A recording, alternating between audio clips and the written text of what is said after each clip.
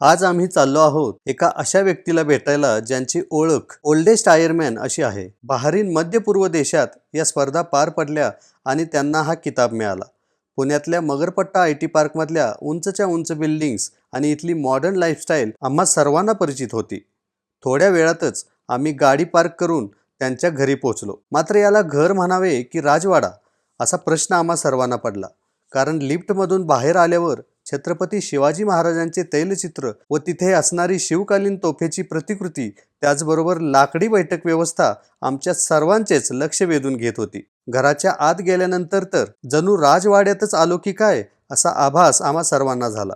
Dining टेबलवरून दिसणारे सुवेळा माचीचे तैलचित्र जणू राजगडावर असल्याचा आभास देत होते. इथले देवघर हॉलमधील बैठक व्यवस्था अगदी राजेशाही वाटत होती. इथल्या इतर ऐतिहासिक वस्तू व शिवकालीन शस्त्रे पाहून कोणालाही हे घर आहे की राजवाडा आहे हा प्रश्न पडल्याशिवाय राहणार नाही.